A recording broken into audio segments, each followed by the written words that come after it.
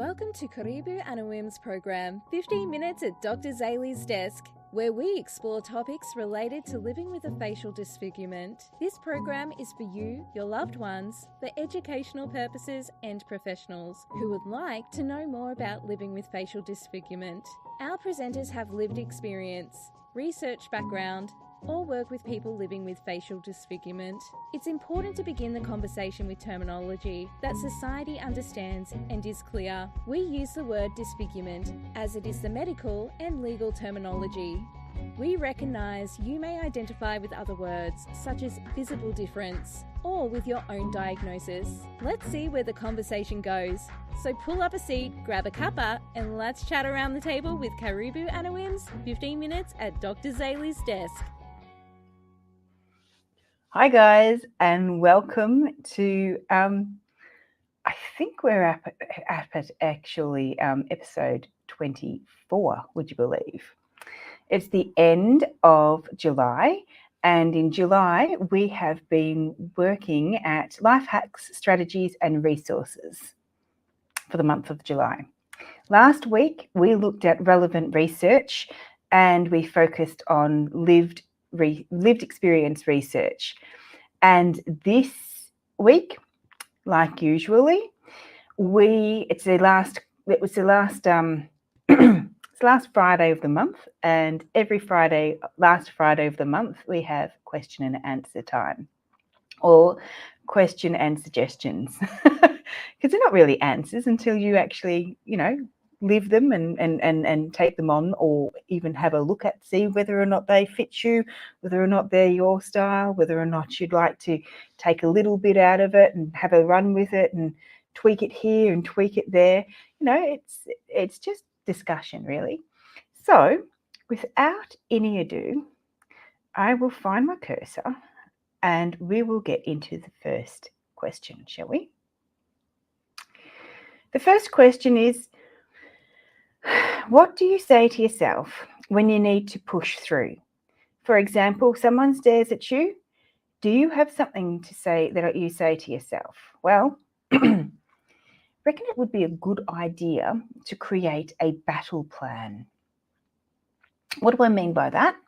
I mean, sometimes, people wear makeup for their armor to feel better about themselves or to elevate their confidence level. And sometimes people wear armor of beautiful clothing, etc., as a battle plan to go forward into this life. And we can do the same. However, our battle plan is a little bit different. We need to list the tough things that we have to face, like staring, bullying, lack of jobs, opportunities, etc. And we need to track and note when they occur. So when does staring happen most, and what areas of my life? Does that mean that each time I go to a specific shop, not the fact that you shouldn't stop shopping at that specific shop, that may not be the best battle plan, even if they have the best prices in town, that may not be the best battle plan. However,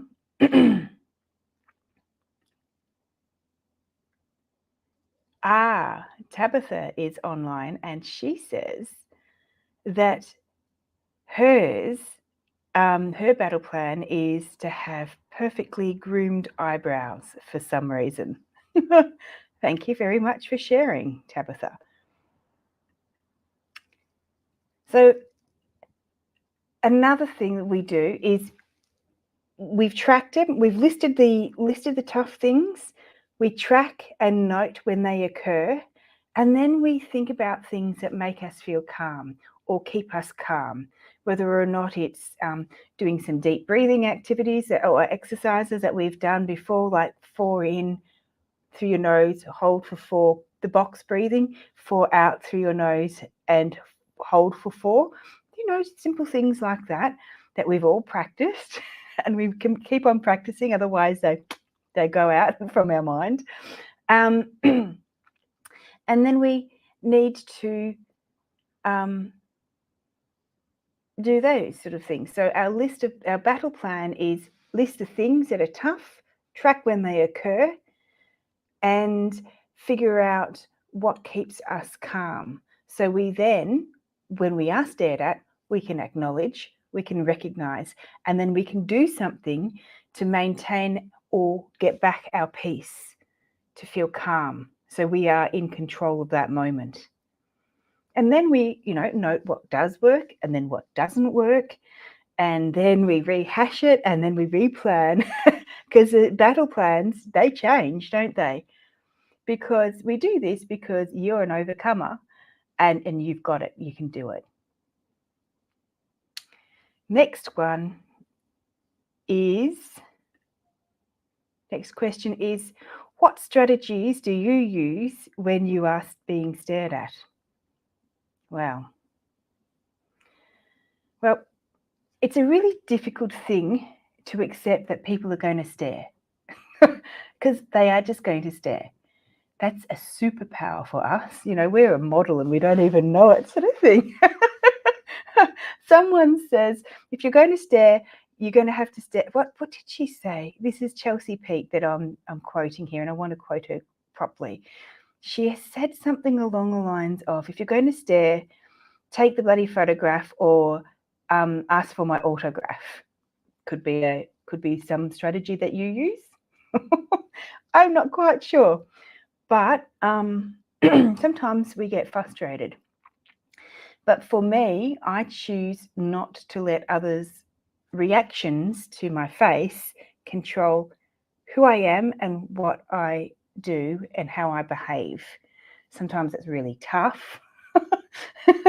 Sometimes, like last week, within a 2-hour, I was in a place for 2 hours, for example, and within those 2 hours, I was stared at 5 times, and I had the opportunity to educate family members as well as children, as well as anyone else who was in eavesdrop, because I speak a little bit louder, kind of thing, at the same time.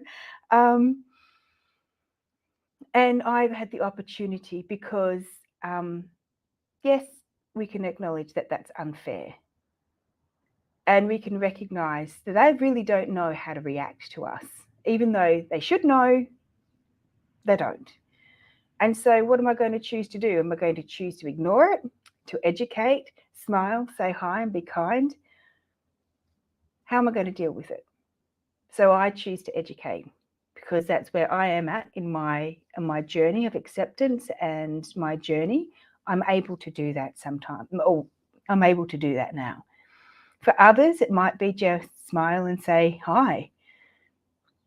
You need to deal with your personal triggers, and sometimes we need some professional support for that. I know I've had some professional support for that too. Counselling, talking to friends, and sharing with similar people in face-to-face groups and online communities who have a similar diagnosis as yourself. If there's any questions whilst we're going, feel free to put them in the chat and I can answer them, maybe simultaneously. Shall we go on to the third one? The third question is, when people speak down to me, that happens a lot, that makes me feel angry.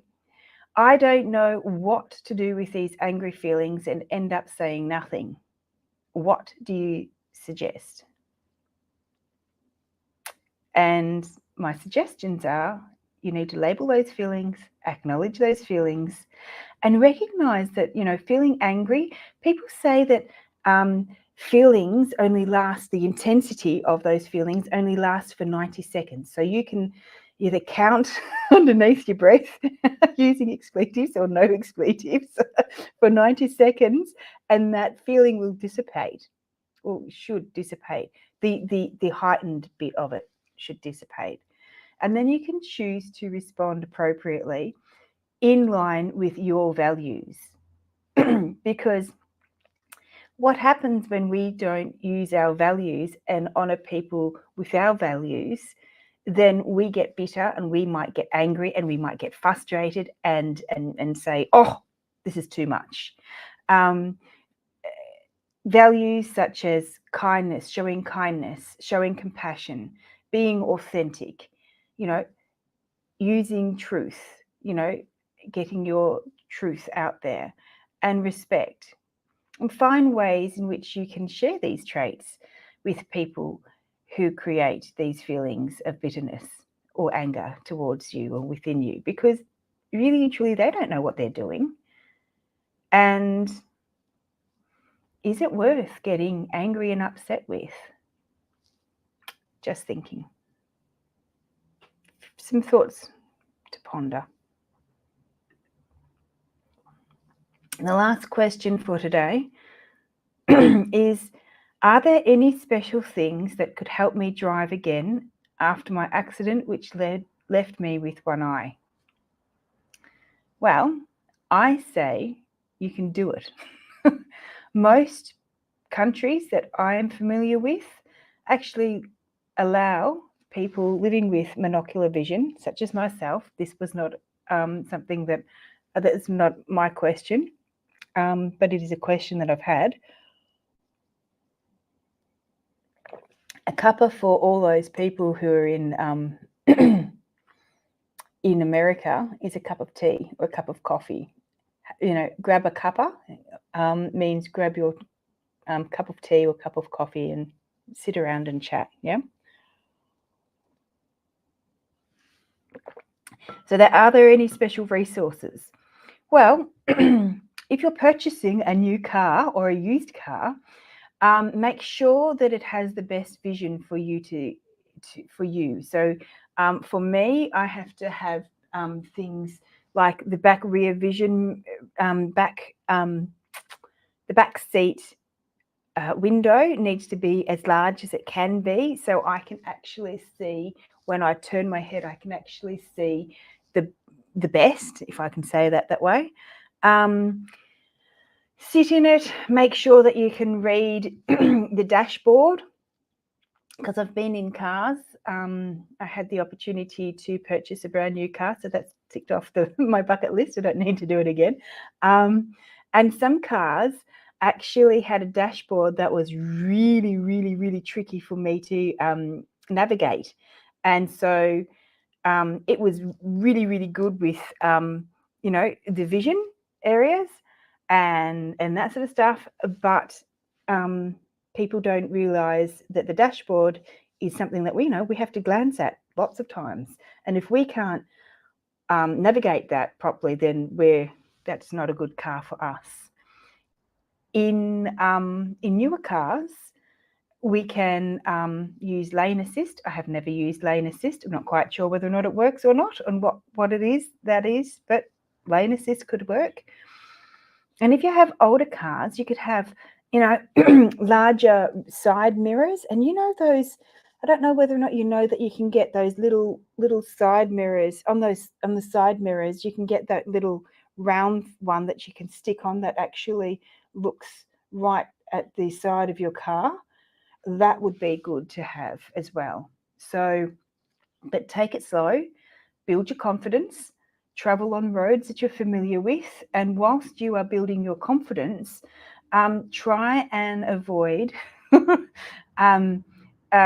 for a little while until you gain your confidence, and then you can gain your confidence on these roads, dirt roads, unsealed roads, driving at night, because these are other extra things that you will have to practice. But if I can do it, so can you. So hopefully that's given you some food for thought. Please remember that it's okay not to be okay. And to practice, to take some time from this Friday to next Friday, to practice some self-care for yourself and for your family members, and practice being kind to yourself. So this is the last week that we're going to do the pineal support exercise. So This support will, it says it will help reduce pain and stress with this exercise. So are we ready? There are, pardon me, little indentations at the side of your head, almost lining up with your eyes. If you find those and you place the palm of your hands on each of the side of the indentations, then you breathe in and lift. So we're going to breathe in and lift. And then we're breathing out. And we're going to do that 3 or 4 times. You ready? Second time. And breathe out. And breathe in. And breathe out. I'm going to do it 4 times. And breathe in. And breathe out. Oh, that feels good. We know that something has happened if we, when we can relax afterwards, we might have a richer, fuller voice. Our breathing may have deepened. We might yawn or sigh. And saying that really makes me want to yawn, but I'm not going to. And these are noticeable ways that we can see that our body has liked and something has released. So next month, would you believe it's August next week? And for the month of August, we will discuss forms of self-disclosure. Next week, we will look at forms of self-disclosure of why you should self-disclose, perhaps. Okay, thank you very much for coming and attending. I'll just check whether or not there's any more comments. Nope, there's no more comments. So thank you very much for coming, and see you same time next week. Bye. By golly gosh, it's the end of Karibu Anawim's 15 Minutes at Dr. Zali's Desk, and that's a wrap for this episode. Thanks for tuning in. Please remember that all information given during this episode is for general application only. If you have any specific medical issues, as always, consult with your medical practitioner. Like, subscribe and share on whatever platform you find us on. For more information, please connect with Karibu Anawim on our website at karibuanawim.com or email us at inquiries@karibuanawim.com.